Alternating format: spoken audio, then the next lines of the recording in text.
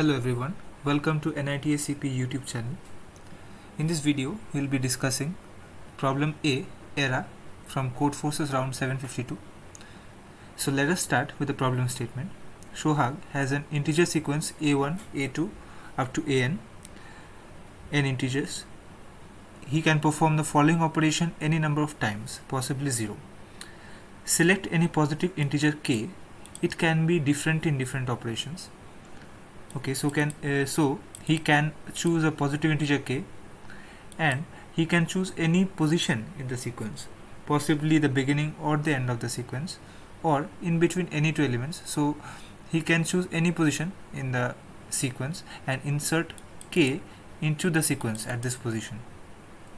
This way the sequence A changes and the next operation is performed on this changed sequence. So he can perform multiple operations. He can choose a random integer, positive integer k, and insert it in any position in the sequence. So these are the operations which he can perform, and with each insertion the size of A will be increasing. For example, if A is 3, 3, 4 and he selects k equals 2, then after the operation he can obtain one of the sequences 2, 3, 3, 4, 3, 2, 3, 4, 3, 3, 2, 4, or 3, 3, 4, 2. So these are the results which he can achieve after inserting 2 in various positions in the sequence. Sohag wants this sequence to satisfy the following condition. For each one less than equals I less than equals length of A, AI should be less than equals I. Here this is the length of A, that is the size of A. So the condition, let me explain the condition. So here I is the index in the sequence, so it is one based indexing, which you can which is evident from here. So if I is the index in the sequence, then A of I should be less than or equals I. For example, if I is 2, then at the second position at I equals 2, we can have a number which will be less than or equals to, so we can have either 2 or 1. And if I is let's say I is 7, so we can at this position we can have a number 7, 6, 5 and so on up to 1. So we can have a number from 1 to 7 in the 7th position. So our task is to help him to find the minimum number of operations that he has to perform to achieve this goal. His goal is basically to obtain such a sequence where this condition is satisfied, that is AI should be less than equals I, that is each element should be less than equals to its index. So this is pretty straightforward. We can show that under the constraints of the problem it is always possible to achieve this goal in a finite number of operations. So it's given that it can be proved that it's always possible to achieve this goal in finite number of operations. So let us take a look at the input. The first line will contain an integer t, that is the number of test cases, and for each test case we will have a single integer n, which is the length of the sequence. For example, here length of the sequence is 3, 1, 3, 4. And the second line will contain n integers a1, a2 up to an, and the AI would vary between 1 to 10 to the power 9. So to store AI, the elements of the array, we can use integer, but the elements of the sequence will be given in the next line. So our output will be, for each test case, print a single integer, the minimum number of operations needed to achieve this goal mentioned in the statement. So our goal is to obtain such an array, such a sequence where every element will be less than or equals to its index. So we will now have a look at the example test cases. So the first test case goes like n equals 3 and the numbers are 1, 3 and 4. So here 1 is in the first index, so it is less than or equal to 1, which is satisfied. 3 is in the second index, but 3 is not less than or equal to 2, which is its index. 2 is the index of 3, but 3 is not less than or equal to 2. So 3 has to be shifted, that is we have to insert something between 1 and 3 and if we insert let's say 2 here, we can insert 2 here, but not a number greater than 2, because in the second index we can have only 1 and 2. So we have to insert something in between 1 and 3. This is clear. So 3 will move from index 2. If we insert one element here, 3 will move from index 2 to index 3, and then it will be satisfied. Our condition will be satisfied. And for 4 is currently present in the third index, so this has to be shifted to the fourth index for our condition to satisfy. Okay, we can shift 4 to the fifth index as well, and also to the sixth index, but this is not necessary, because we have to get the minimum number of operation needed to satisfy the condition. So for that we have to shift 4 to the fourth index at most. We don't need to shift it to the further indices after that, 5 or 6 or 7, because that would cost us much more insertion operations. And the second test case would be like 1, 2, 5, 7, 4. 1 and 2 are safe, we can have 1 and 2 here, but for 5, it is in the third index, we need to shift it to the fifth index. For this we need 2 insertions here between 2 and 5. And for 7, we have to it is currently present in the fourth index, but we need to shift it to the seventh index if we have to maintain our condition. So we need at least 3 insertions before 7. So we'll write our test case here. The test case is 1, 2, 5, 7, 4. So let us have a look. 1, 2, 5, 7 and 4. Okay, let us write the indices. 1, 2, 3, 4, 5. So these are the indices, index, and these are the A of i's. It is AI. Okay. So for first index we have 1, which is less than or equal to, which satisfies the condition. For second index we have 2, which satisfies the condition. Now for third index we have 5, and we know that 5 can exist only on the fifth position or after the fifth position. So we need some insertion operations in here, like we can now transform the array to 1, 2, 3, 4, 5, 7, 4. So now you can see that 5 has shifted to the fifth position, which is okay.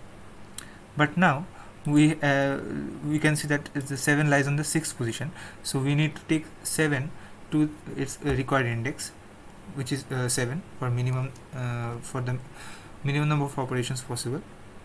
So we can insert a 6 here. Now we can see that the whole sequence satisfies the condition.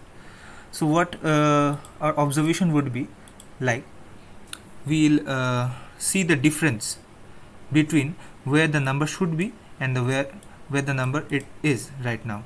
So 1 is in its current position, so the difference is 0, 1 minus 1. 2 is in the current position, so its difference is 0. You can write the differences here. So this difference is 0, this is 0. 5 minus 3 is 2, so 5 needs to be shifted 2 positions, so it's 2 for 5.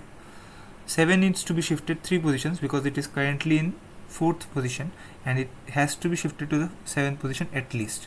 So minimum 3 positions have to be shifted. And the last 4 is present in the 5th index, which is already less than 5, so we don't have to shift it. So we need 0 insertion operations for this. So we can see that in order to make the whole array possible, that is in order to make the whole sequence satisfy the conditions, we can take the maximum of all the shifting operations needed. For example, if we take 2 operations for 5, we can basically insert 2 ones at the front, and for 7 we can insert another 1. So our conditions will be satisfied. So we can observe that the maximum number of insertions which is required for a certain number in the sequence would be our answer. because the other elements will automatically be adjusted. We can just insert some sufficient amount of ones at the beginning, as many ones as we want. So this will transform our array to the required array. For example, now here it is 1 2 3 4 5 6. 5 lies in the 6th position and 7 lies in the 7th position, and it is fine for us. So the maximum number, that is the maximum difference between the number and its position, has to be satisfied. That is, we have to shift that number. The other numbers will be shifted automatically if we insert the lowest number, say 1, at the first. So this is a straightforward solution. So let's try to code it.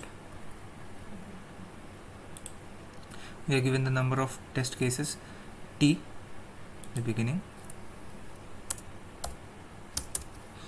So t will vary from 1 to 200, so we can use int t and c in t. We'll iterate over all the test cases t minus minus in the while loop, and in the while loop what we are given is, so we are given an integer n, and n is from 1 to 100, so we'll take int n c in n, and we are given a sequence of n integers. So we will iterate from I equals 0, I less than n, I plus plus. We will take each integer as input. So we will previously have an array ARR of n size, and we will take the input here c in ARR I,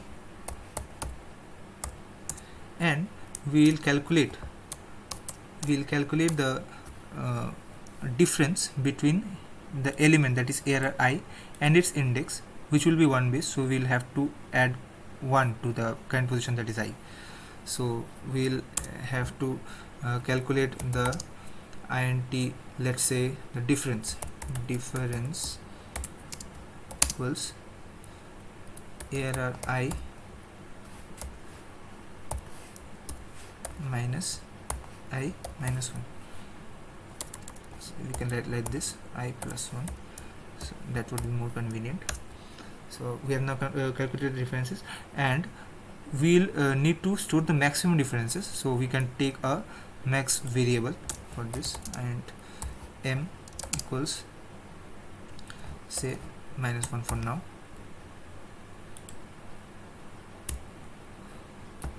So m would be max of m comma difference. So we have our answer now. So if m is greater than 0, we'll see out m,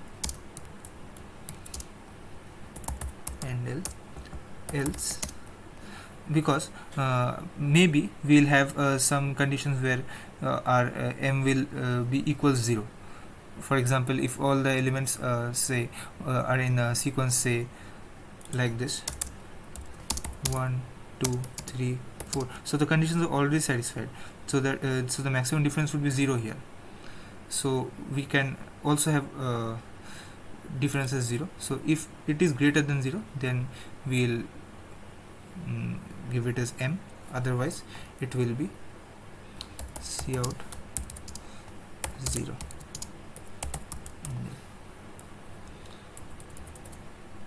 Or we can omit this part, because if it is even if it is not greater than even if it is equal to 0, we'll have here, because it is initially -1 and 0 will be stored here, so we can directly actually print out the result here, cout m.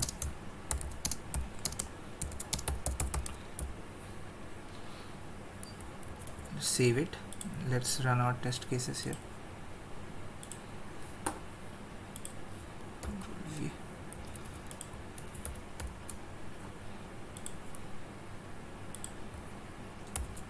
build and run. 130696966. Let's match it. 130696966. It's time to submit.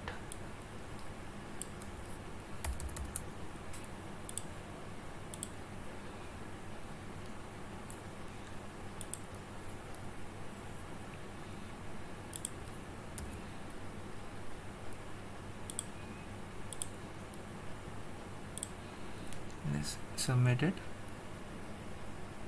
So refresh the page.